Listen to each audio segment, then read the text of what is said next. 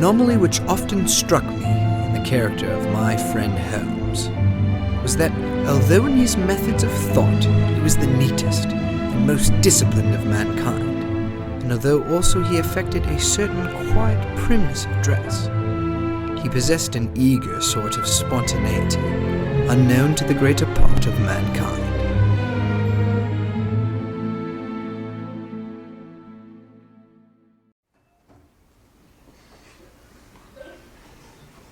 Alas, that love, whose view is muffled still, should without eyes see pathway to his will. Where shall we dine? Oh me! What fray was here? Yet tell me not, for I have heard it all. Here's much to do with hate, but more love. Why that no throbbing love? Oh, love and hate! Oh, Eddie! Watson, I'm glad you're here. Been waiting for someone to play a decent Tybalt all day long. Here, stand here. Stand here. This is your part. Here, let me find it. Right there. You'll read Tybalt, all right? Mary's performance was less than adequate. When you're playing opposite a buffoon, one's performance can hardly be adequate. Ha, fools! Chuck your sword. You did not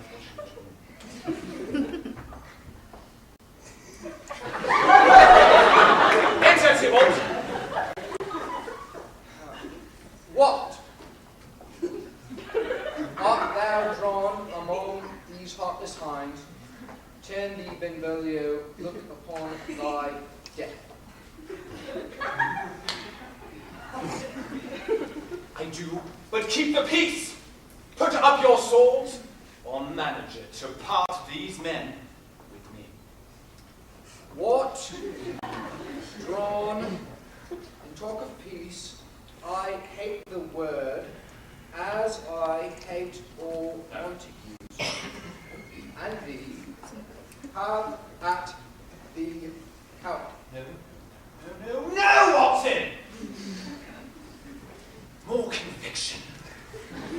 Shamelessly muddle the text. For example, right here. What? Drawn and talk of peace? Again, repetition.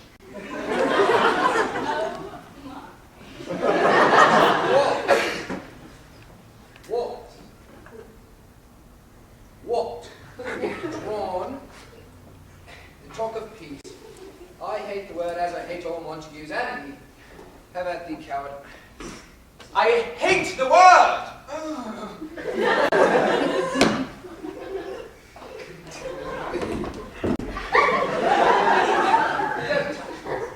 What's that, Watson? Don't touch. That was not a touch. That was a stab. My sword. Now, dead! No,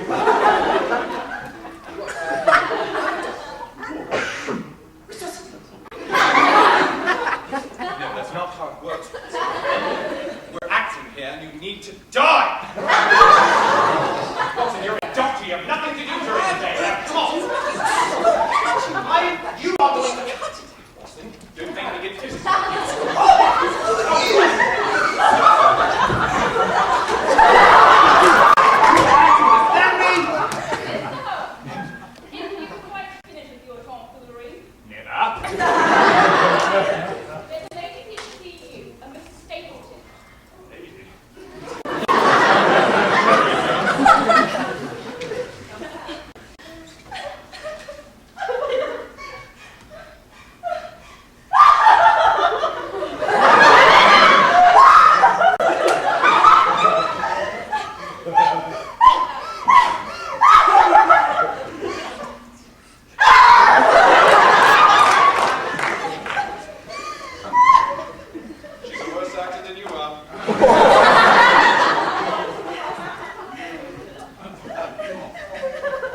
Madam, something tells me you're distressed. My husband!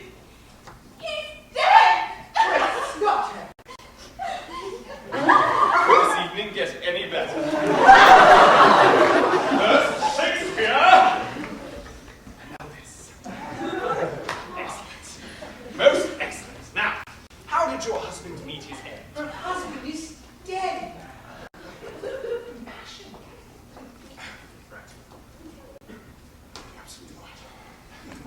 The line. What line? My husband is dead. Dead? No. From the source. My husband is dead? Out! Out! Brief candle! Life is but a walking shadow. A ball player that strikes.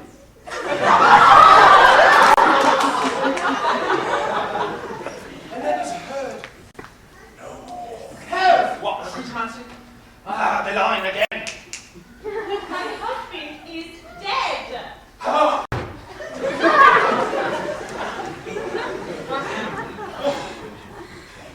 Oh. There.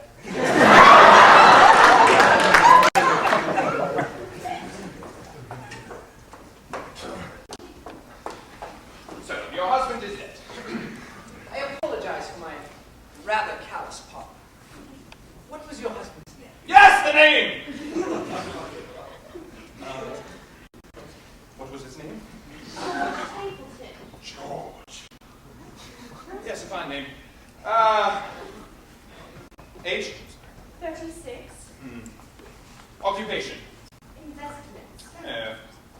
How delightfully vague. Income per annum? We're rich. Obviously. And snobbish, if I may say. Mary? No. Any criminal activity? I should say not. Holmes, perhaps a bit more sensitivity would be in order. Do you have any idea who may have wanted to kill your husband? Ah, yes, and how did he die? Bludgeoning, strangulation. You were shot! How unimaginative. What was the date of your husband's demise? When did he die? Why, earlier today. Today? Rodney, grab your cloak. Where did this occur? At the corner of Brook in Lexington. In Lexington. Watson, head over there before Scotland Yard makes another mess of things. What should I look for? Oh, elementary, my dear Watson. What does that even mean? Are you daft, man? Evidence! A clue. Preferably more than one. Now, go. Please, tell me your story. And pray, be precise as to the details. Well, a constable arrived at my home earlier this evening to inform me that George Was what? was dead, you fool! Well, obviously. That's all. Just what I've already told you. What about it? Not my mortgage. Guess that's not something husbands normally share with their wives. What about strange behavior? Callers at late hours? Not that I know of. George tended to be excessively predictable, but he did seem on edge as of late. On edge?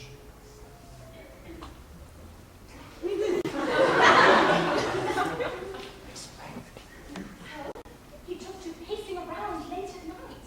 He became obsessed with checking the locks, and we had them changed twice in the last month. He just seemed agitated.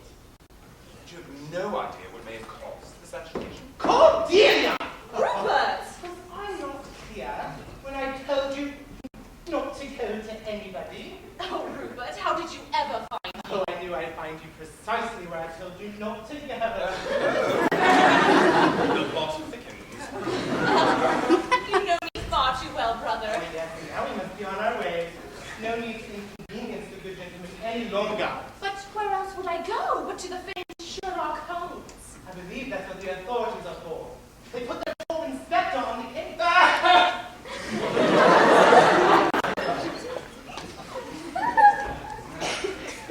Straw. Yes, you know him. The last case I solved with him, he accused the Queen herself of forging her own signature.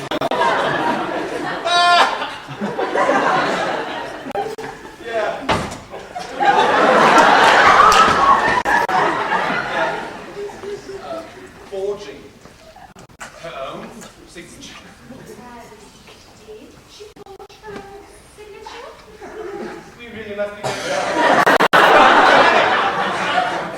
Not yet, I think. I have a few questions for you as well. Well, I refuse. Refusal denied. Now,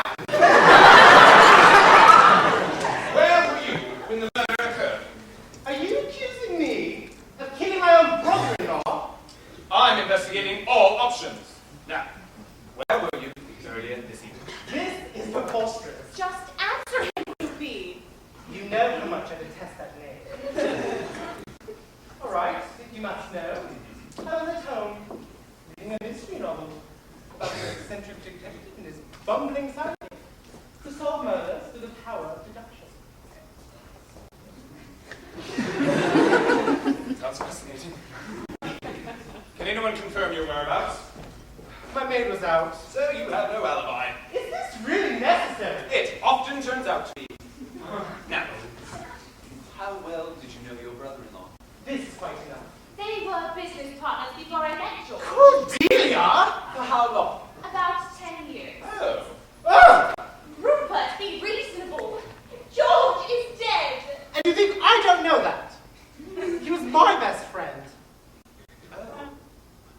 So, you would know about any enemy? Define enemies.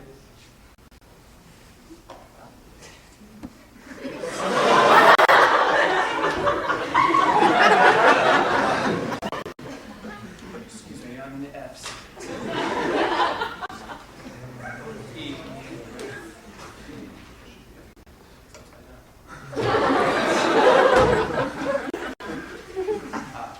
Enemy. A person who is actively opposed or hostile to someone or something. From the Latin, inimicis.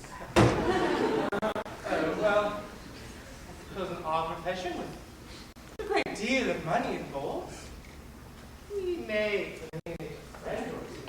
An enemy, now that's a strong word. So, there is Perhaps.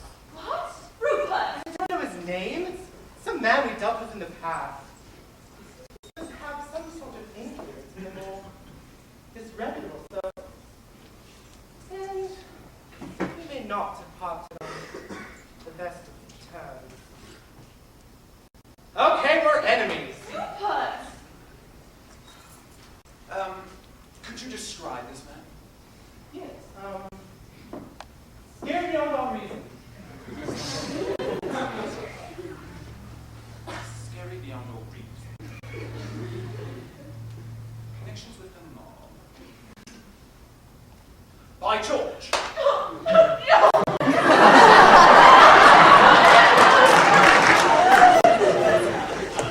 this the man? Yes, that's him. Who is he? Only the most notorious, organized criminal I've ever faced.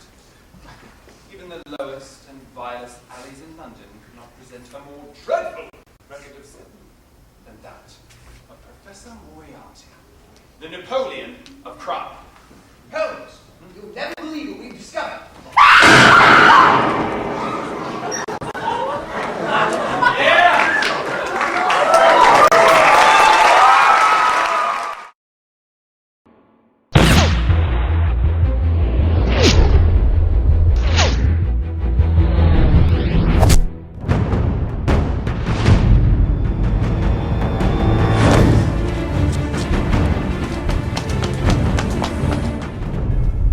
Watson!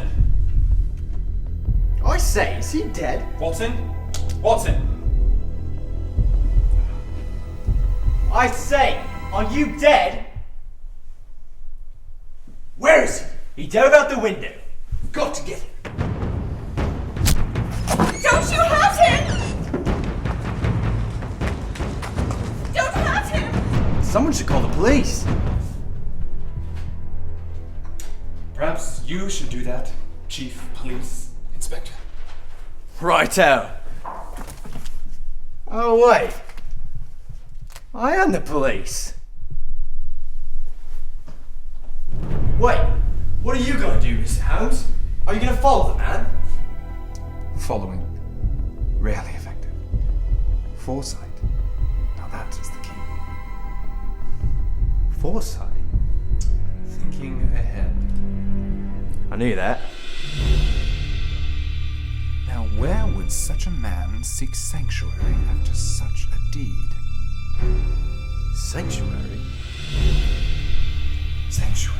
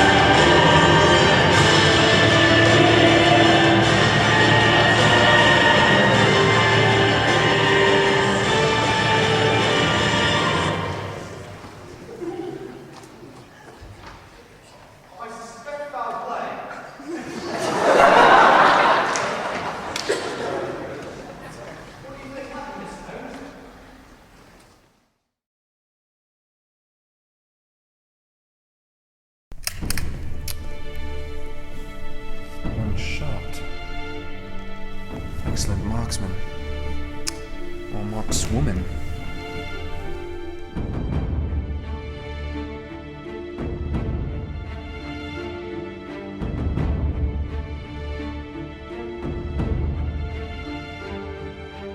It's a weak wound.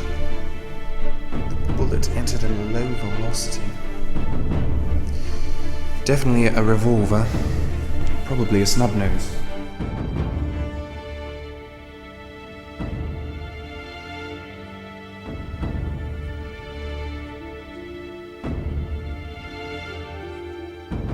The bullet would have travelled along this path. The shot was taken here. Then what? Footprints. Small man or woman. Little careless. What? Fingerprints. Fingerprints? A fingerprint is an impression of the friction ridges on all parts of the finger. A friction ridge is a raised portion of the epidermis on the palm or digits, and is completely unique to the individual. These identifying fingerprints can be found everywhere, even on someone else's wrist.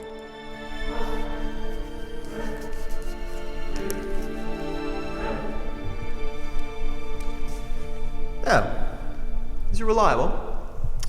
More reliable than your methods?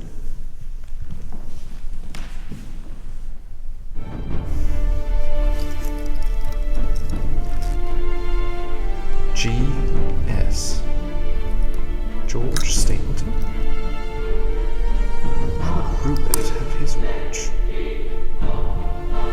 Curious. Very curious indeed. This body's been moved. But only his right arm. Surely intentionally. But why?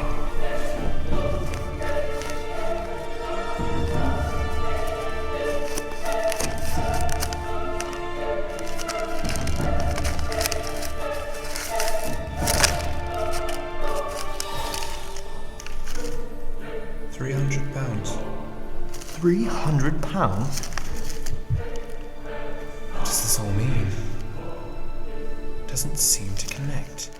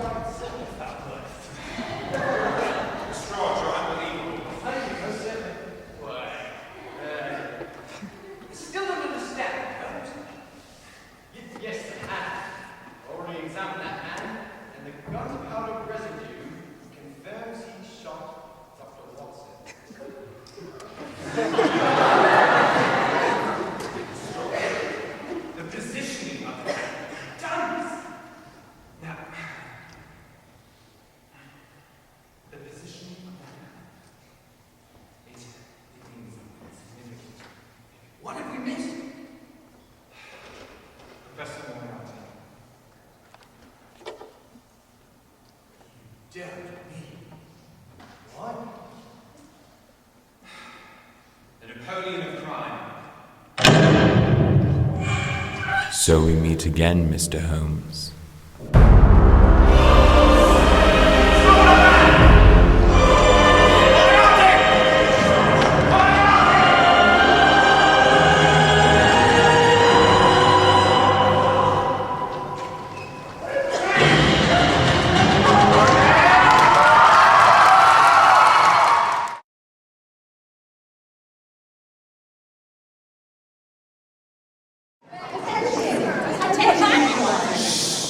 I am delighted to welcome you to the Stapleton Estate tonight for the 12th annual charity fundraiser for homeless children, which I am most graciously hosting again this year, in spite of my husband's recent passing. I'd like to thank the Red-Headed League for their generous donations throughout the past year. And I would particularly like to thank Inspector Lestrade of Scotland Yard. He has informed me of the growing need for a homeless children's charity in London. I encourage you to spend some time tonight getting to know the little urchins. Oh, I mean, darlings, to better acquaint yourself with those for whom you have supported so lavishly. And now, if you will find a seat, dinner will commence shortly. Bon appetit. Mary? Mr. Holmes, I must speak with you. Mary, where have you been? It's been 3 weeks. Explanations will have to wait, sir. I have reason to believe that Miss Stapleton is in grave danger. Where did you obtain this information? Well, you see, it's rather a long story. Excuse me. Thank you. I would like to propose a toast to the children.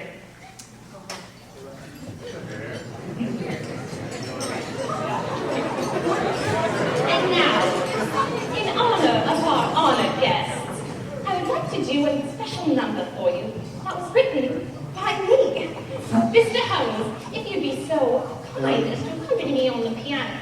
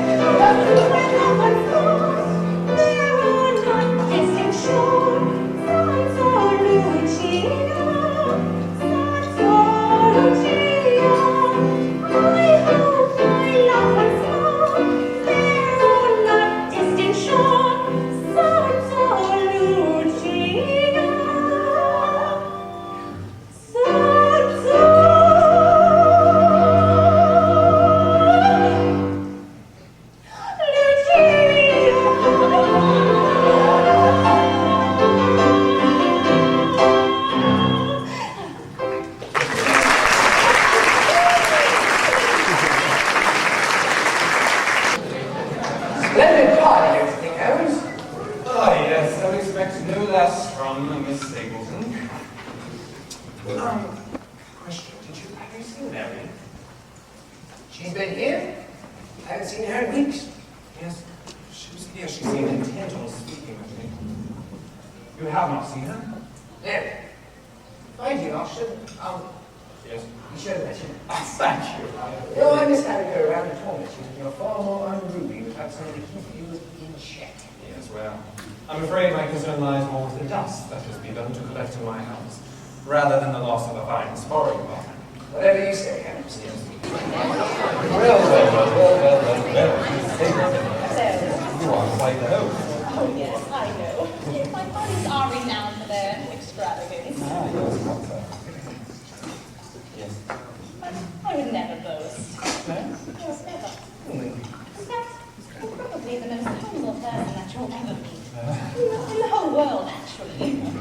Yeah. Well, if you'll excuse me, I have my guests to attend. Oh, yes. By all means. File. What do you make of all this, Holmes? What do you make of all this? This whole evening has me puzzled. Why is that? I would have thought Professor Moriarty would have made a move by now. It just seems like something he would do. You actually want him to show up here? Well, yes. That's why I encouraged Cordelia to go through with the banquet. I figured this was the best way to flush out the killer. But it seems that... Holmes! There's men. Where? Over there. Let's go. I would like to propose another toast to the ones who made this evening possible. To Scotland Yard, to the Red-Headed League.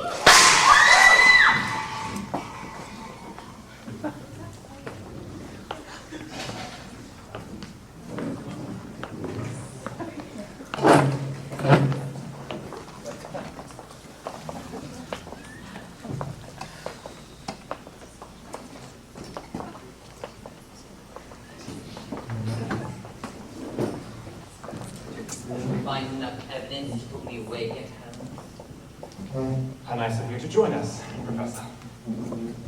I thought as long as I was stopping by, I might as well make a toast. You wouldn't mind my little.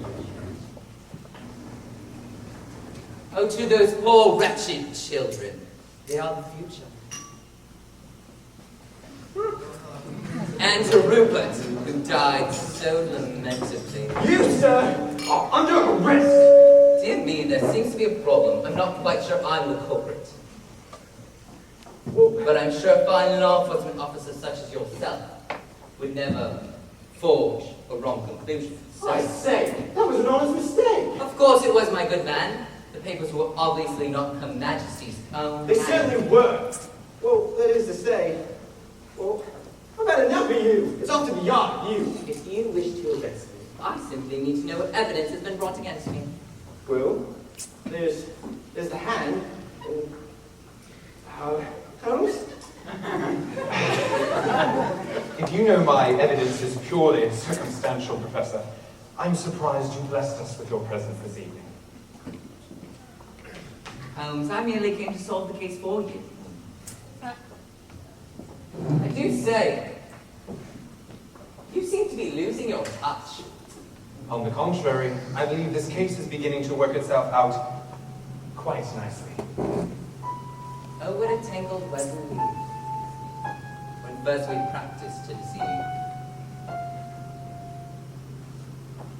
Always a flair for the dramatics, James. Says the pot to the kettle. I hadn't planned on revealing your inadequacies as a detective quite so publicly. When you jumped so quickly to the conclusion I was the killer, I simply had to clear my good name. 2 men dead. And who's to blame? Is it the grieving widow and sister? Or the duplicitous maid? Or perhaps the answer is a little more obvious. The nefarious criminal mastermind. That would be me.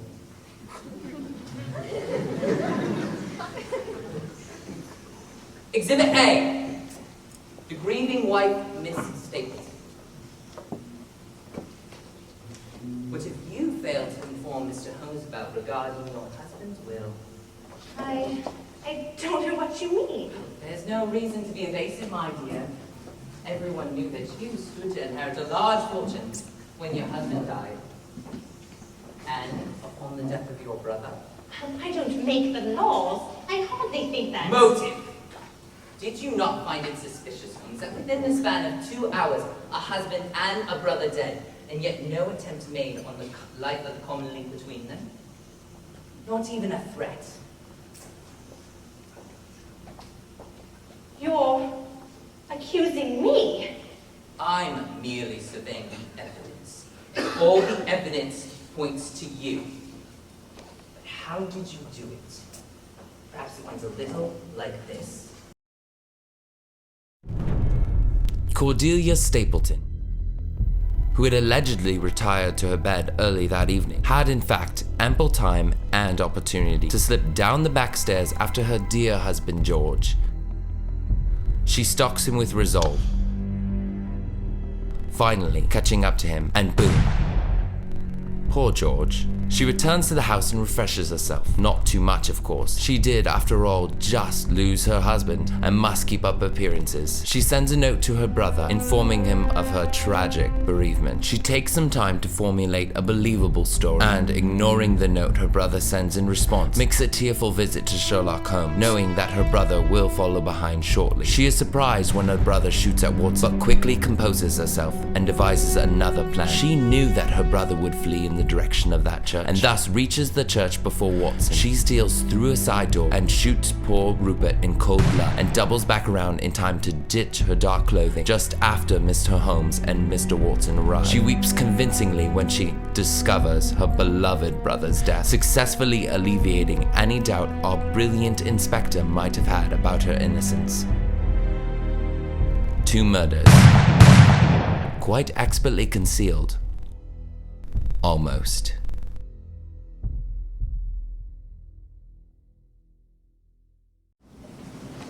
Mrs. Stapleton, you're arrest. Not so fast, Inspector. You may want to take a seat.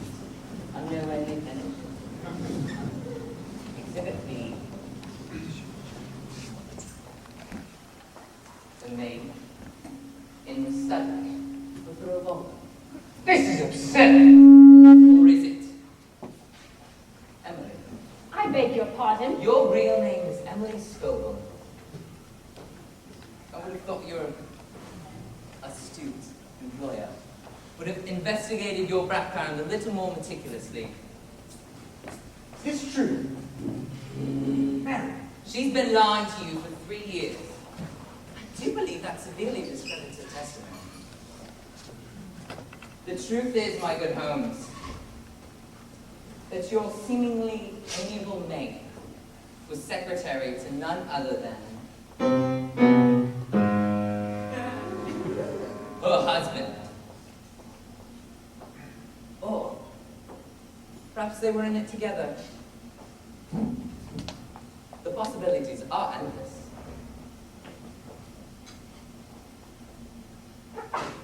But how did she do it?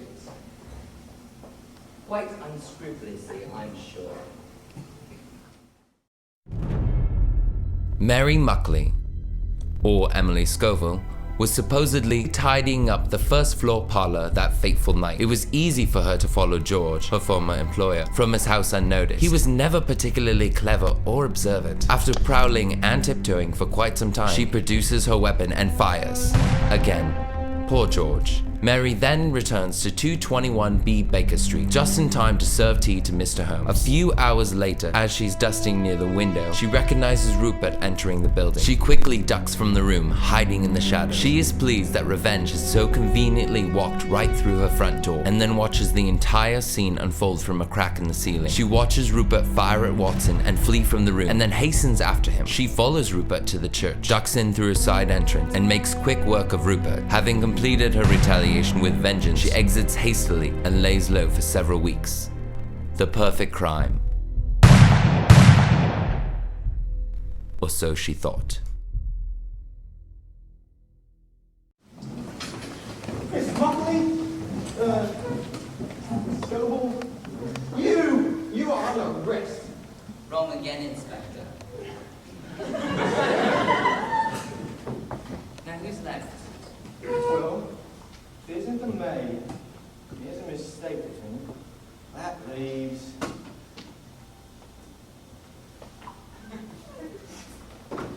Me. Oh, well, you're under arrest. Take me away, put me in shackles, but where's your evidence? Right, well... Holmes? Yes, Mr. Holmes, I've been eager to hear your thoughts on the matter all evening. The position of the body. Oh, the position of the body. The body position. Position in which the body was placed. That body position. Now you're just taunting me. Oh, but Holmes, that's what I do. You see, I'm a man out of time. and that isolates me. But I digress. The hand in the jacket. The Napoleon of crime. I must be the killer.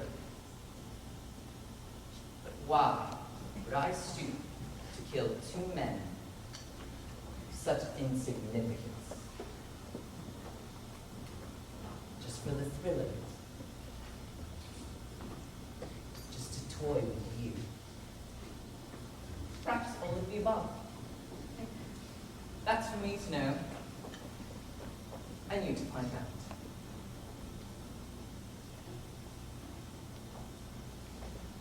Exhibit A. Exhibit B. Exhibit C. You decide. Thanks for the team profits, dear. But I guess it'll be good.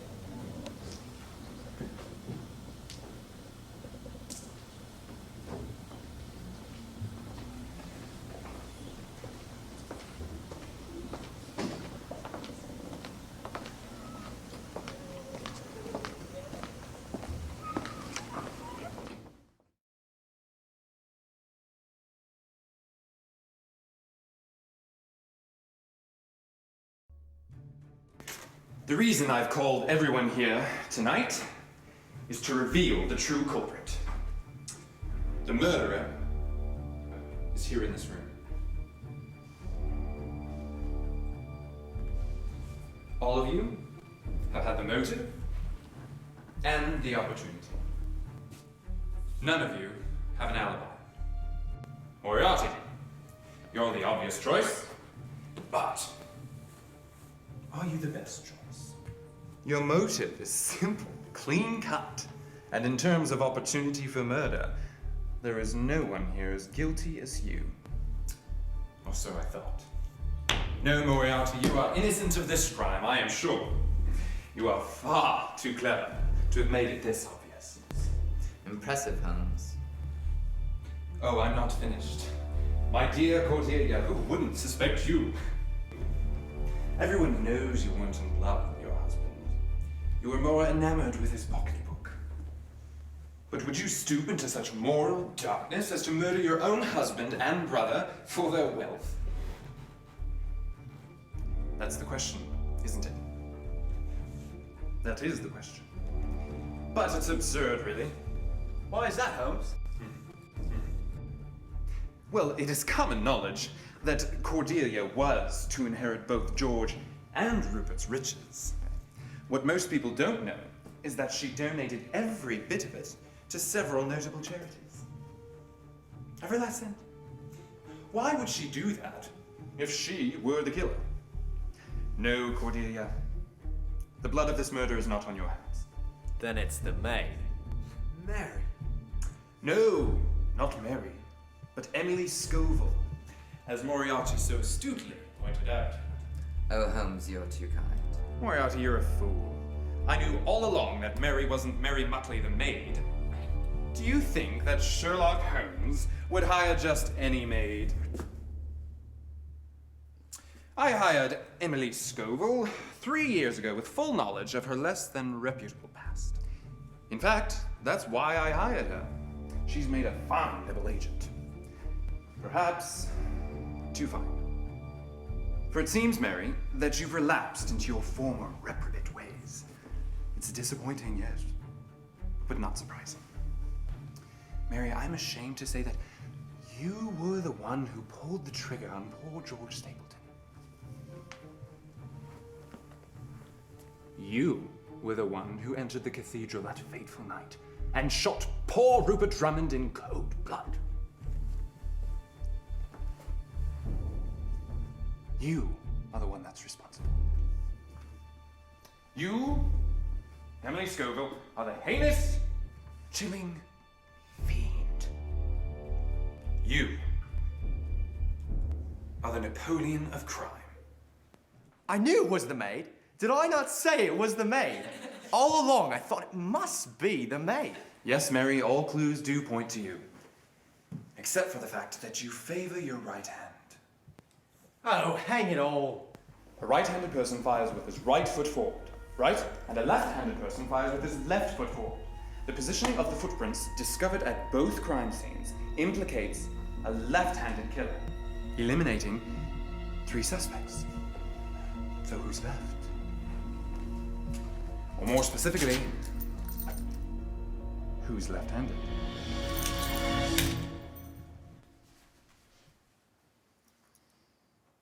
Elementary, my dear Holmes. That's good.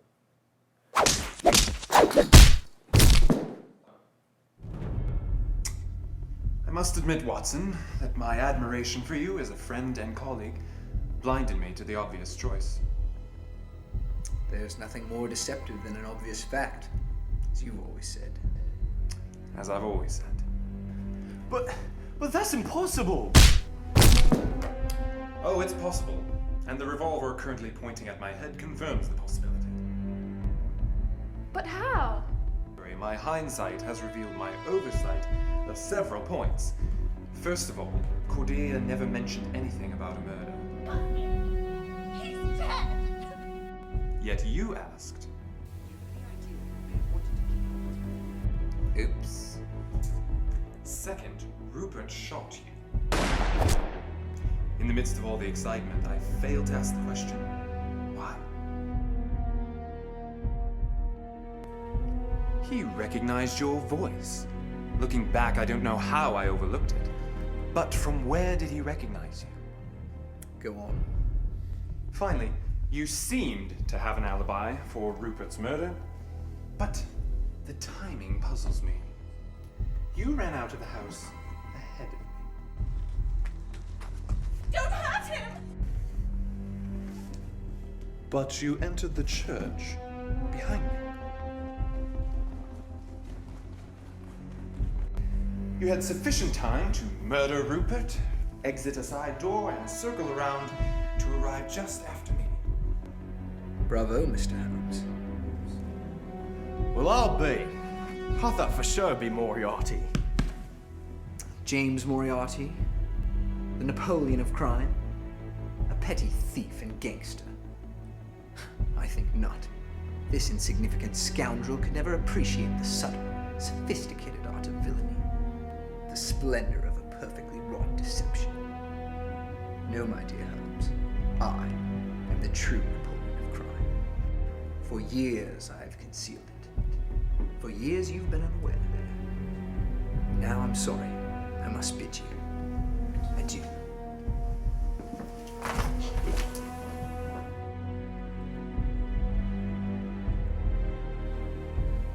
What are you doing? I'm going after him.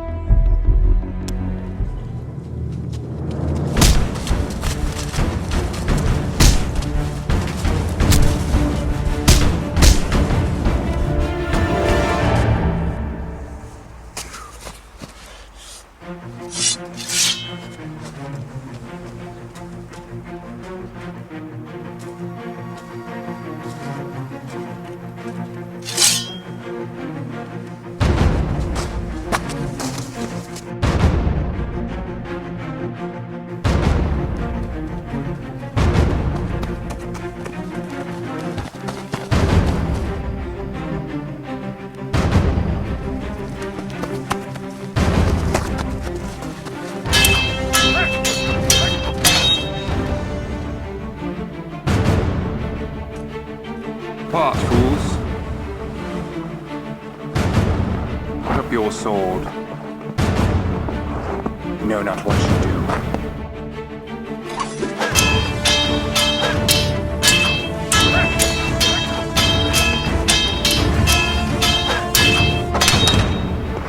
What? Art thou drawn among these heartless hinds? Turn thee, Napoleon. Look upon thy death.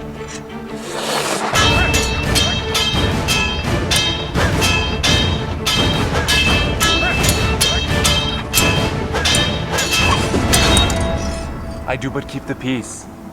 Put up thy sword, or manage it to part these men with me.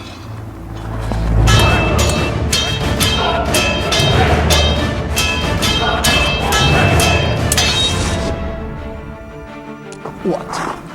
Drawn? And talk of peace?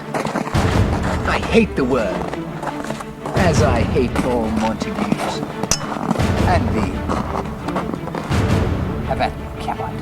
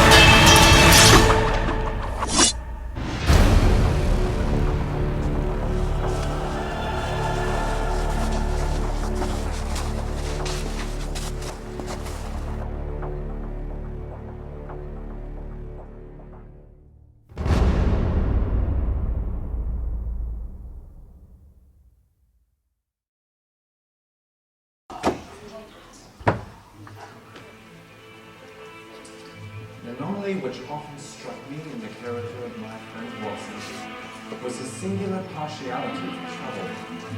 The mere fact that he so often indulged in my erratic moods provide testimony to the fact. Had I not considered him to be such an excellent companion, I know I would have seen the signs sooner. The Napoleon of crime, my good friend John Watson. Never would I have anticipated such a turn of events. He indeed was my best friend, my greatest comrade. But unbeknownst to me, he was also my greatest foe. Mary Muckley, or Emily Scoville, played the true devil agent and made a name for herself among the underworld elite. She briefly assumed Moriarty's position as the crime lord of London, only to be foiled by another former employer, myself. All acknowledgements went to Inspector Lestrade, who, of course, knew it was the maid all along. Cordelia Stapleton, mourning the deep loss of her brother and husband, retired quietly to a solitary life of luxury and extravagance. She was remarried 6 months later to the Earl of Glasgow. Professor Moriarty, having cleared his good name of said crimes, was bold enough to attempt to steal the crown jewels. He would have been successful, only I had an inside man. Woman, actually. Mary Muckley, the eternally duplicitous maid. All credit was again given to Inspector Lestrade, and he more than readily believed that he had indeed solved the case by his own merit. Watson remained in the custody of Scotland Yard for a total of 17 minutes. On December 7th, he booked passage on a ship to Bombay under the alias Frederick Bonville. His current whereabouts remain unknown.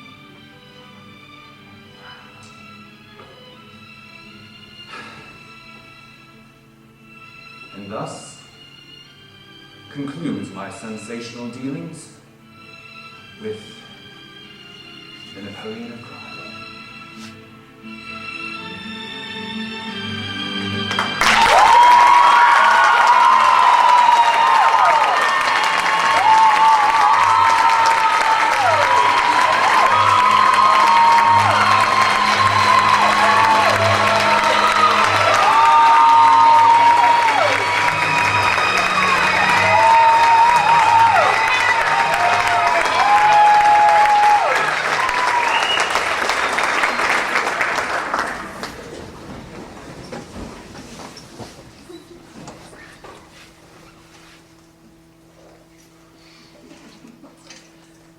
I fell back into my usual patterns of scientific research and introspection, waiting patiently for a diversion to rouse me from my unaccustomed solitude. Mr. Holmes! Mr. Holmes! You'll never believe what happened. I mean, well, you see, there's a case in, well,